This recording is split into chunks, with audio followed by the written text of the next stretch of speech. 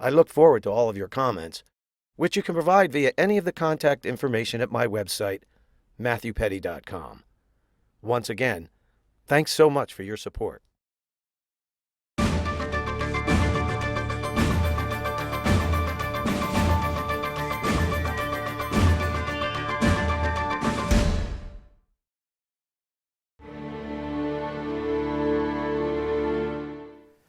In the early summer of 1977, I experienced a remarkable life-changing epiphany while driving home from a friend's house.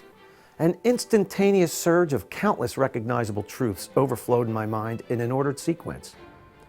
It was like a very lucid dream where I could recognize everything as it was passing, but couldn't consciously recall much of it in sequence afterwards.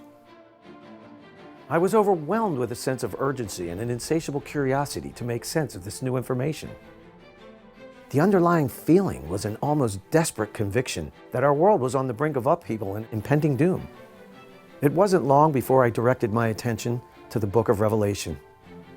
I really believed I could figure out what was going to happen in the near future. I began my quest, trying to understand exactly what the future holds for us. I've continually tried to relive my experience and to sort through some of the most memorable impressions lying deep within my memory. I continued my search for clues to the mysteries of our future, which led to new insights and new perspectives. These new perspectives have altered all of my most important decisions. And in my journey to discover Revelation's meaning, I have found it to be much more than prophecy. What does apocalypse mean to you? If you're like most people, you believe that anything apocalyptic is related to war, suffering, and death, fire and brimstone, Armageddon, end of the world, or some other form of doom and gloom. The truth is, however, that the word apocalypse, translated literally from Greek, is a disclosure of knowledge, hidden from humanity, or a lifting of the veil or revelation, an awakening to truth. Only the sixth sense can expose what the other five have hidden.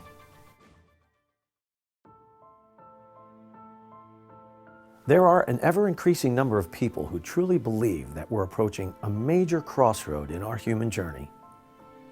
If we look closely, we find there are two schools of thought explaining how, why, and when this will all take place.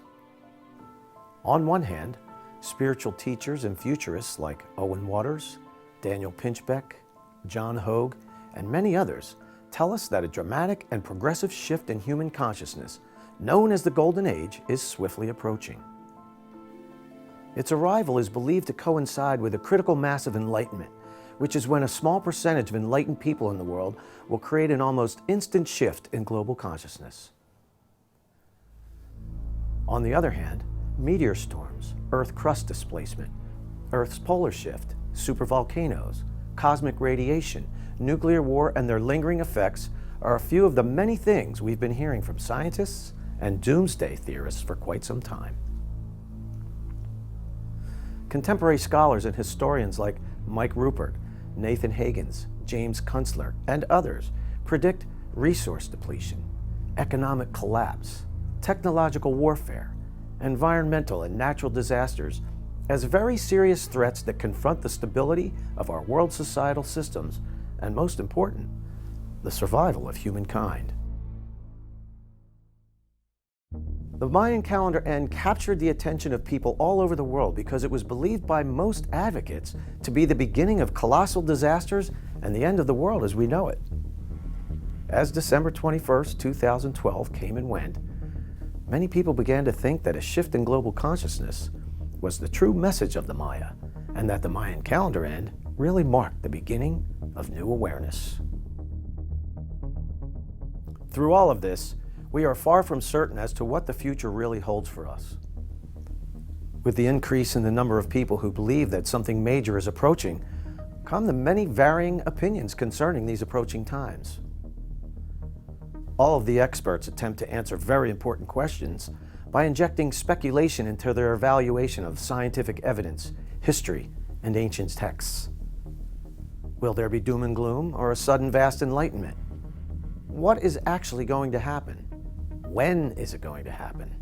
Why is it going to happen? Will it be a series of random events, or is there something more to it? How do we correlate it to the reality of our human journey?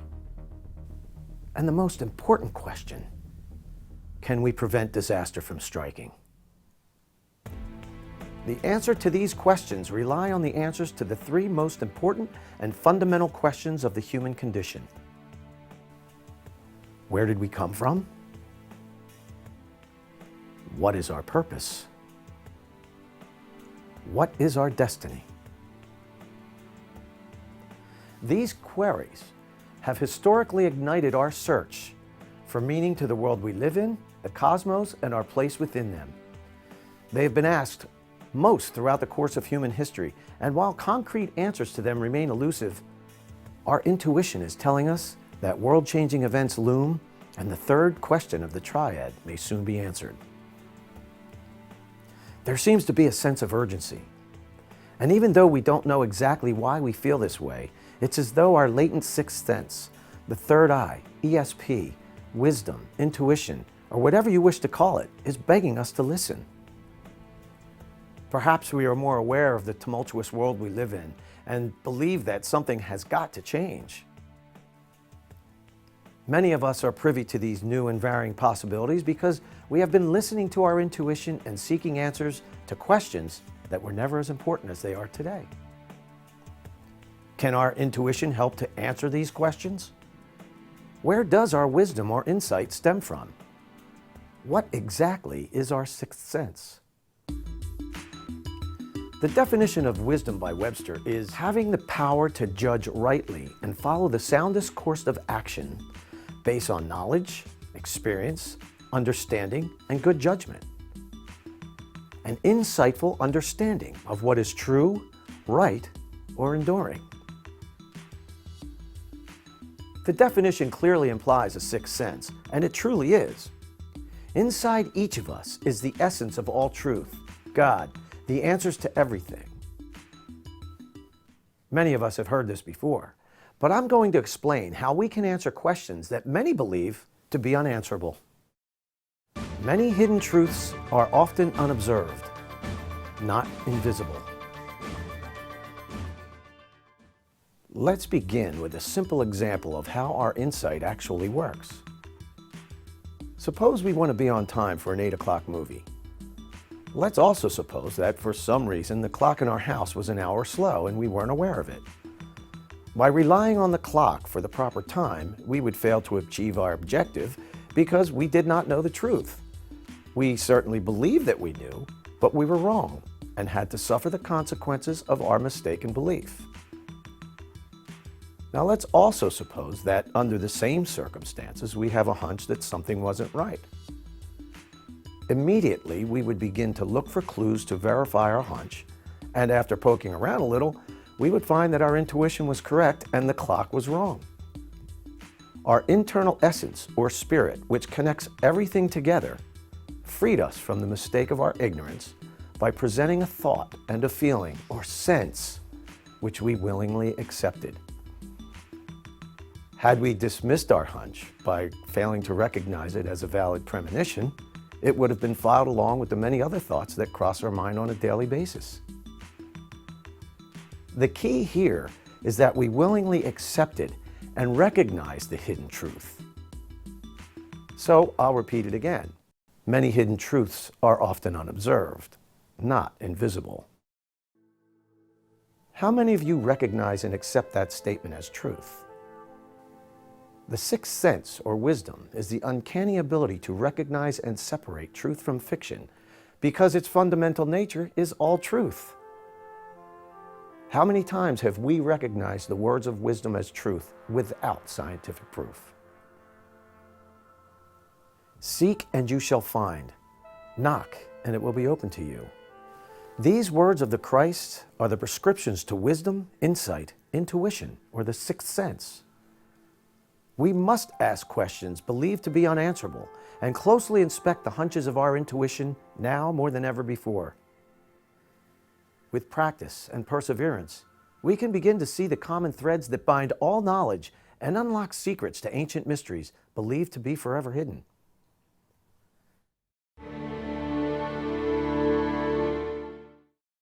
In all the time I've spent trying to make sense of the three most important questions, I've discovered an easy to recognize, but often unobserved dynamic: the metaphysics of truth, which provides a brand new perspective on the nature of the human experience. To understand the metaphysics of truth, we must first understand that truth is immutable. It doesn't change. Only our perceptions change. If something is true, it can never be false, regardless of disbelief or ignorance. Truth is universal, and it must apply in all aspects of the visible and invisible realms, from the microcosm to the macrocosm. As it is above, so it is below. The only thing that changes is our perception over time. Mankind once perceived the earth to be flat, but it didn't change the truth that had already existed. Another important aspect of the metaphysics of truth is the unbreakable conduit between past and future. Our future is not predetermined, nor is it randomly determined. It is determined simply by the choices we make, which are governed by our beliefs. We can say with certainty that the inseparable bond between past and future is the cause and effect of our beliefs and the choices influenced by them. How many times have we heard that we create our own destiny? We've heard it countless times from many teachers and coaches, and we know it's true. If you are skeptical about this, I'll give you a quick example. Let's suppose that you believe you can fly and decide to jump from the top of a tall building. What will happen? The answer is obvious. You will either die or become seriously maimed. The most important ramification is that we learned a lesson from the harsh experience of an improper choice. Even in the previous example about the clock, an errant choice resulted from an errant assumption, and we suffered the consequence. And like the previous clock example, this simple example unequivocally proves that our beliefs or assumptions do create our destiny because they influence the choices we make. If we can agree it is true that our belief and subsequent choice create our destiny in these previous examples, then we must understand that the easily observed dynamics of our simple example must work on every level because truth is immutable. This also means that our individual and collective future is constantly being written. The dynamic of truth versus erroneous belief is always at work in the shaping of our reality, whether we believe it or not. In our example, truth was in direct opposition to the errant belief and choice, which allowed the effects to be easily seen. Truth manifested itself in the form of a harsh experience in the physical world. This helps to demonstrate an apocalypse as an awakening to truth, either through experiences, which are sometimes unpleasant, or by our sixth sense, which would prevent us from harsh experiences. We will get to the truth one way or another, which brings us to the fundamental principle of the metaphysics of truth. The truth is always trying to reveal itself to us. The inseparable bond implies that every action has a consequence, and the consequence is truth's incessant nature to be made manifest. This implies that truth has a power of its own. Does it? We've heard so many times that knowledge is power, and it is. We can travel to anywhere in the world in less than a day. We can speak to anyone in the world at the speed of light. We can build huge ships, skyscrapers, trains, rockets, and vehicles of many sorts. Today's amazing technology is the power of collective knowledge made manifest right before our eyes. Our discoveries and creations have changed both our perceptions and our abilities. But these discoveries are the result of our curiosity to understand the truth which had already existed. So, we can safely say that knowledge is power, absolute knowledge or omniscience, is absolute power, or omnipotence, which constantly shapes events and circumstances to reveal the errors in our beliefs and bring us closer to omniscience. The truth is always trying to reveal itself to us. We can alter our perception of cause and effect by realizing that our human will is short-sighted because of our incomplete knowledge and inherited assumptions. But our internal essence is all truth, and its will is to be made manifest perfectly through us, no matter what it takes.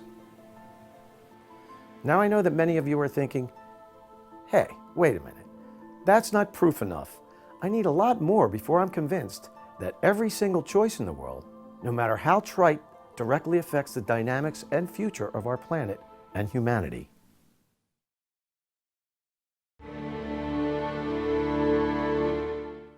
To further demonstrate how the enormous collective consciousness influences the nature of reality through collective choices, we must consider the near infinite number of possibilities that exist through the immeasurable combinations of possible human choices at any given moment. When we do, we can see our world and future in a constant state of flux. Every trillionth of a second or less, the possibilities are almost endless because the possible combination of choices is not decided until the very moment they are acted upon. The future is constantly being written and changed. A brief look at quantum physics, which has led to new discoveries that seriously question the very nature of reality, can help us to prove this idea through the universality of truth.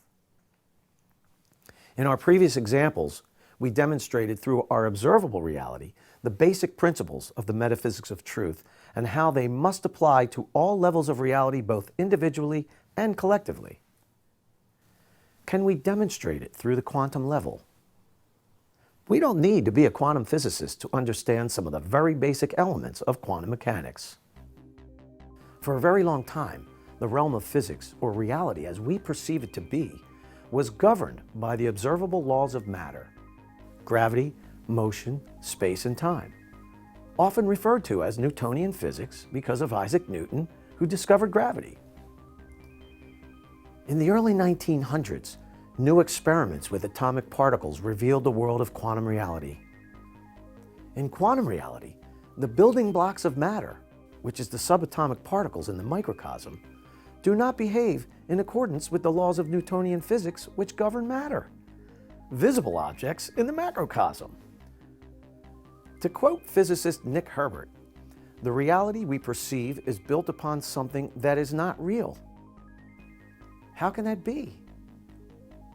Experiments prove that subatomic particles can have several conflicting attributes. That is, they can take the form of a wave or a particle in different locations at the same time, and that only in the act of measurement do they take on a specific attribute and position. Experiments prove that subatomic particles can be in several places at once and separated by distances so vast that their observed interaction can only occur by traveling at speeds thousands, sometimes millions of times the speed of light, which is impossible according to Einstein's theory of relativity and Newtonian physics. Theoretical physicists explain reality by recognizing the infinite number of possible outcomes that are proven to exist at every trillionth of a second or less at the subatomic level. These countless variations have led to the promotion of scientific theories for parallel universes, or the multiverse as it is now referred to, which represent the immeasurable number of possible outcomes up to any point in time in the subatomic realm. Is the combination of all possible human decisions, actions, and inaction responsible for these myriad uncertainties at the quantum level? Is our individual perception of reality actually the current collective product of choices up to any point in time? I believe the answer is yes to both of these questions. We have to remember that scientific theories are not proven. They are a presentation of an accepted assumption or set of assumptions to explain the evidence of discovery and experimentation. Evidence may support the assumption, but it doesn't prove anything. A theory is merely reasonable speculation that provides possible solutions to questions that would otherwise be left unanswered. If we begin with a false assumption as a basis for the theory will be invalid despite the logic presented in the argument. But if we begin with the assumption that truth must be universal and that it is incessantly trying to reveal itself to us, then we can provide new and reasonable theories supported by the same evidence that supports the currently accepted ones. Why are we so perplexed by the discoveries of quantum physics? They are revealing to us the simple truth that the world we deem to be real is only an illusory snapshot of an ever-changing reality, and by adding the easily observed principles of the metaphysics of truth, we see reality as the product of two opposing forces: the power of human will and the power of truth's inherent nature to become perfectly expressed. Once again, all answers rest in the most important principle to the metaphysics of truth. The truth is always trying to reveal itself to us. The reality we see and believe to be real is actually an illusion that continually changes. It doesn't change quickly enough for us to recognize the illusion, but if we were to put humanity's history into a quick time-lapse photography, we would see the world change before our very eyes almost instantaneously. The problem is in the time constraint of our perception. Think of this. All things outside of nature begin as an illusion or vision in someone's mind. The metaphysical process is such that humans create things by the manipulation of the physical realm through thought and processes, which are also developed by the mind over a period of time. We have reduced and simplified those processes over the millennia, but not drastically enough to recognize the actual mental manipulation of our world. Someday, we will attain superhuman abilities, and the mental physical manipulation will far surpass our imagination, which will bring us closer to realizing the quantum truth of our world, which we believe to be a separate physical reality today. Time will have no effect on the mental physical manipulation. We are failing to see the overriding metaphysical nature to our existence. We may think that our world is separate from us, but it isn't. It's just that we have grown accustomed to the slowly increasing levels of mental physical manipulation and our capabilities over the centuries. What is our destiny? We will either become extinct or we will one day reach the pinnacle of human achievement, the highest level of human existence on earth. Supreme being, when the light of the essence within us is completely reflected throughout us. The book of Revelation describes this as the Omega, the final revelation of all truth. True enlightenment comes only when we become a supreme being. Now we can see our sole purpose is to discover all truth, God, the answers to everything, so that our reality will manifest our collective clarity in a world we know as paradise, rather than the current manifestation of our short-sighted beliefs today. In paradise, the levels of advancement are beyond our current capabilities and relinquished to our dreams and imagination only. The higher levels have not yet been achieved, but they are merely advanced levels of the same mental physical phenomena that we fail to observe in our world today.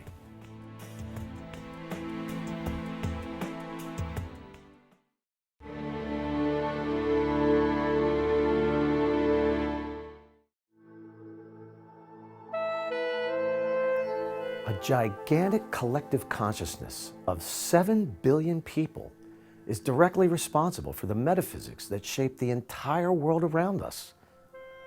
This demonstrates that the earth is not separate from us, even though we believe it to be. Nothing is happenstance, even though we believe it to be.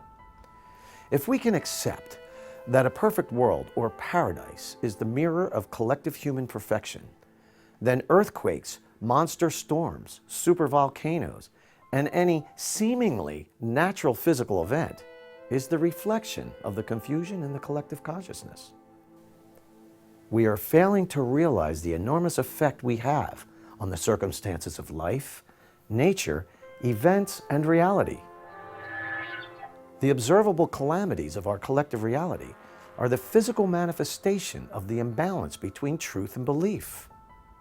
The unobserved but easily recognized metaphysics of our world is such that everything is a constantly changing product of that delicate balance. The collective mind or consciousness is still learning, and the world's circumstances and disasters emerge as a result of the unseen flaws in our collective assumptions and choices and their opposition to truth or absolute knowledge. So when we look to prophecy as a means to reveal the clues to our future, we must understand our destiny is connected by an inseparable wormhole to all of our previous actions, inactions, decisions, and indecisions, even to things we don't remember. Our current moment, the perceived reality right now, is the product of the aggregate collective choices preceding it. It was yesterday's destiny, and it will be tomorrow's history. We live in an ever-changing future which manifests all choices preceding it. Our world will not be suddenly thrust into a magical state of higher consciousness without collective realization, which is inevitable either by choice or through the impetus of monumental world-changing events. We must change our perceptions on a collective scale in order to take a giant leap forward. Actions change when beliefs change. Collective actions and beliefs change the world. We've addressed our purpose and our destiny, but the first question of the triad still needs to be answered. Where did we come from? We cannot truly decipher the written prophecy of our future without seamlessly connecting it to a forgotten past to which it is inseparably bound. Can we find the answers to the most perplexing question of all? For centuries, mankind relied on religion to answer this question for us. Ancient texts with unbelievable tales of creation and a devastating flood that doomed a civilization of evildoers led to the prevailing belief that humanity would once again face the wrath of an angry God. Old Testament biblical texts are the foundation to the three largest religions in the world today. But most of us are not aware that they are derived from mankind's earliest known texts found in Sumer, Egypt, and India around 3100 BC, all of which curiously resemble each other with tales of gods, flood legends, and the afterlife. With the advent of science came new evidence that seriously challenged the long-standing perception of a flat earth, mystical creation, an angry God, and a predetermined future. Science began propagating a picture of human evolution, a linear progress of development, which has become the primary assumption in all scientific inquiry regarding human origins. Short-sighted human beliefs have become polarized by the religious and scientific institutions which thrive on the wealth of general acceptance and continue to be the pillars of influence to human thought. Humanity must reconcile the confusions we continually inherit through institutions whose longevity relies on the propagation of aging ideologies and without regard for new evidence. Science and religion are equally at fault for instilling the foundations to our most basic and diverse assumptions. Beliefs about our origins, God, and history, which have been inherited by age-old habits and teachings, encompass every aspect of our lives and decisions. The confusion is continually expressed in our behavior, allowing centuries of ingrained habits to become infused into the collective mindset and reflected in the world we live in. We need only to look at our current world to acknowledge the critical effects caused by the obvious flaws in the foundation of human thought and the behaviors promoted by them. We need to release the thought processes responsible for hindering us. Our concepts of God need to change to the point where we can at least begin to conceptualize it without believing it is impossible. Old beliefs and assumptions need to change. When this takes place on a more collective scale, the growth of human synergy will be exponential. What is synergy? I'm sure you've seen many nature programs on TV and witnessed the tremendous harmony of many of Earth's species. They accomplish unbelievable tasks with what science calls instinct, which is defined as an inherent inclination of a living organism to complex behaviors without training or learning. Science renounces God, but explains instinct as though it were something separate.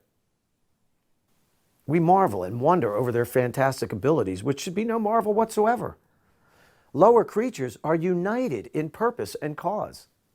Their ultimate synergy develops without thought because the power of truth, or the essence, works perfectly through them without the interference of self-awareness and individual will. The essence has reached the maximum potential of collective expression in those limited vehicles. Try to envision the essence of all life and truth as spirit existing in every living thing.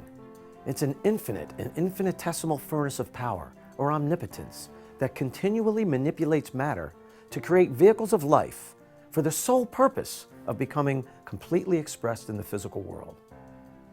Just as the truth is always trying to reveal itself to us in our physical world, God is trying to reveal itself to us through the physical realm.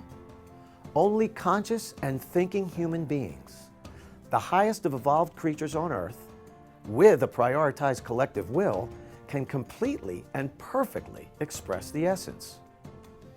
We cannot reach our maximum potential as individuals, and we cannot achieve paradise as a society without collectively prioritizing our search for God and collectively agreeing on basic truths. The failure of humans to prioritize our conscious collective will toward understanding the essence is what causes an imbalance in the physical plane, because our will is not collectively aligned with the will of essence, which is to be made completely and perfectly manifest. The lesser creatures are in harmony with the essence, but the essence will not be complete without its perfect reflection in sentient human beings, supreme beings living in a world called paradise, the Omega, or endpoint in Revelation's story. So in order to discover the secrets to human origins, we begin with the premise that the Alpha and Omega represents the beginning and the end of the journey. If the Omega is the perfect reflection of God in the highest level of human existence, supreme beings, then the Alpha signifies the same thing. This is what is meant by being in God's image, a perfect reflection in the beginning. If man was a perfect reflection of God in the beginning, then there must have been a supreme civilization that preceded ours in a place called paradise a very long time ago. This helps to better understand the ancient texts of flood legends and the biblical story of Adam and Eve, but it yields a completely different set of questions and answers. My books and videos provide unprecedented answers to these questions. Why is there no scientific proof to more than 500 deluge legends from across the world about a previous civilization that had been completely annihilated by a cataclysm? Why do most of these legends claim that there were a few survivors in a vessel of some kind? How did the information become planted in all corners of the globe long before mass communication or religious influence? How could a supreme society be subjected to destruction? Why is there no scientific evidence for a deluge in man's history? Is the more recent evidence of advanced cultures dating to about 15,000 years ago remnants of the supreme society, or can it help to prove something even more revealing? What was the real impetus to mankind's earliest writings, which all seem to have a sense of urgency in their common themes of gods, flood legends, and the afterlife? Can new solutions help to unveil lost truths that have been convoluted by time and short-sighted interpretation? What has Christianity overlooked in the teachings of Jesus Christ? How can the misconceptions of our past help to decode the secrets to Revelation's prophecy?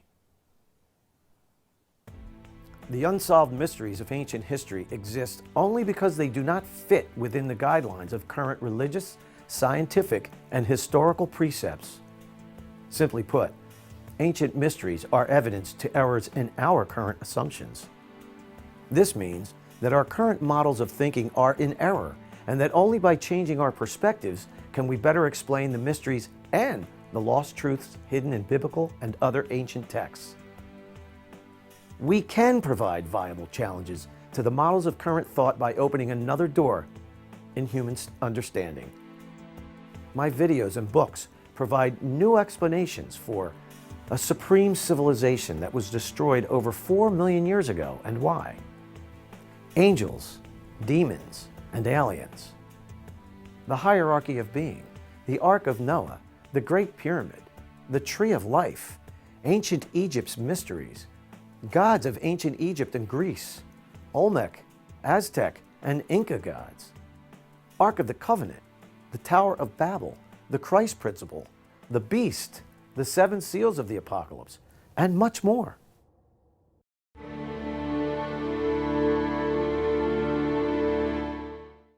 The key to understanding the 4 horsemen of the Apocalypse lies in the metaphysics of truth. Instead of the similar and vague prevailing concepts which are preached by many about the 4 horsemen, we now have a brand new perspective and meaning. Each of them relates to the opening of Revelation's first 4 seals. Number 1. Now I saw when the Lamb opened one of the 7 seals, and I heard one of the 4 living creatures say, as with a voice of thunder, "Come." And I saw, and behold, a white horse, and its rider had a bow, and a crown was given to him, and he went out conquering and to conquer. Revelation chapter 6, verses 1 and 2. The white horse, known as the conqueror, is truth. It signifies the immutable truths which the Christ was preaching in his testimony. The universal truths that will one day unite all of humanity were preached, misunderstood, and later convoluted by the church leaders. Number 2. When he opened the 2nd seal, I heard the 2nd living creature say, "Come." And out came another horse, bright red. Its rider was permitted to take peace from the earth, so that men should slay one another, and he was given a great sword. Revelation chapter 6, verse 3 and 4. The red horse equates to erroneous belief. It signifies man's misconceptions of the truth and represents the never-ending metaphysical balance between the two. Importantly, it displays the human willingness to kill and be killed for a belief and the effects of erroneous beliefs on the dynamics of human affairs in the world around us. Number 3. When he opened the 3rd seal, I heard the 3rd living creature say, "Come." And I saw, and behold, a black horse, and its rider had a balance in his hand. And I heard what seemed to be a voice in the midst of 4 living creatures saying, "A quart of wheat for a denarius, and 3 quarts of barley for a denarius, but do not harm oil and wine." Revelation chapter 6, verse 5 and 6. The black horse, known as the one with a balance in his hands, represents the delicate balance between truth and erroneous belief. The key here is realizing a delicate metaphysical balance maintained between truth and our mistaken beliefs without serious catastrophes that could threaten our species. The balance is maintained because most people believe in God. The turbulence around us stems from the fact that our perceptions of God and truth are short-sighted, which yields the many contrasting and conflicting beliefs of the collective mind. Number 4. When he opened the 4th seal, I heard the voice of the 4th living creature say, "Come." And I saw, and behold, a pale horse, and its rider's name was Death. And Hades followed him, and they were given power over 1/4 of the earth, to kill with sword and famine and pestilence, and by wild beasts of the earth.